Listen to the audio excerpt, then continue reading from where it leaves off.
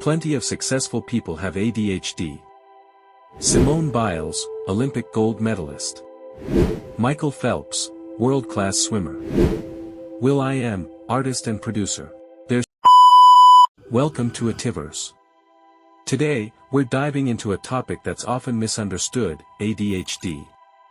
You've probably heard the term before. Maybe you've seen someone joke about being so ADHD because they forgot their keys or got distracted at work. But ADHD is much more than occasional forgetfulness. It's a neurodevelopmental condition that affects millions of people worldwide. And yet, there's still a lot of confusion and stigma around it. So in this video, we're going deep into what ADHD really is, what it's not, and how it impacts real lives. We'll also explore some related topics that help us understand ADHD in context. Let's get started. What is ADHD? ADHD stands for Attention Deficit Hyperactivity Disorder. It affects how the brain manages attention, impulses, and energy. There are three main types. 1. Inattentive type, trouble staying focused, easily distracted, forgetful. 2. Hyperactive impulsive type, restless, talks a lot, acts without thinking. 3. Combined type, a mix of both symptoms. ADHD isn't about being lazy or undisciplined. Brain scans show differences in areas like the prefrontal cortex, the part that controls decision-making and planning. And it's not just a childhood thing. Many adults live with ADHD, often without realizing it.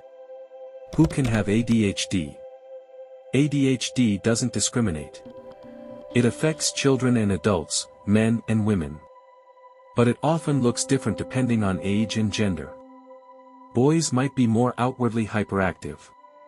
Girls may seem quiet but struggle with focus. Adults might find it hard to keep up with responsibilities, manage time, or regulate emotions. And many women go undiagnosed for years because their symptoms are more internalized. Common myths. Let's clear up some myths. Myth 1: ADHD is caused by bad parenting. Truth: parenting doesn't cause ADHD. It's neurological and often genetic. Myth 2: people with ADHD are just lazy. Truth: ADHD affects brain function, not motivation. Many work twice as hard to stay on track. Myth 3: ADHD only affects kids. Truth: over half of kids with ADHD grow up to be adults with ADHD. Myth 4: everyone gets distracted. Truth: ADHD is consistent, disruptive, and affects everyday life, not just the occasional lapse. Emotional dysregulation. Here's something people often overlook: emotional sensitivity. Many with ADHD experience intense emotions. Small frustrations feel huge. Rejection hits harder.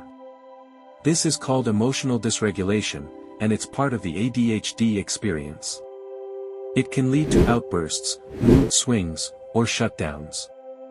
And it's not about being dramatic, it's about how the brain reacts. ADHD versus anxiety.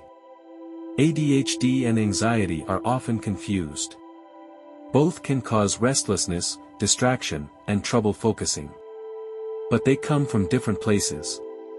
ADHD is about brain regulation. Anxiety is about fear and worry. You can have both, and that can make it hard to know what's really going on.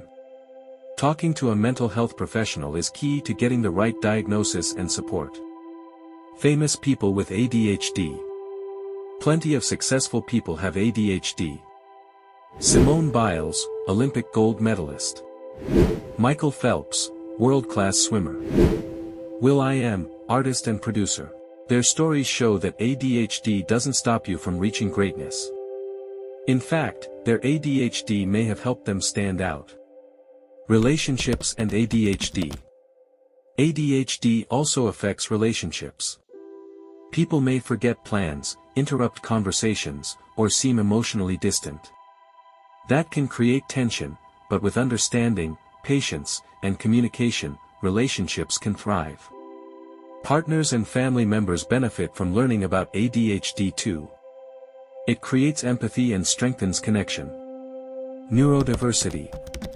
ADHD is part of a broader idea called neurodiversity.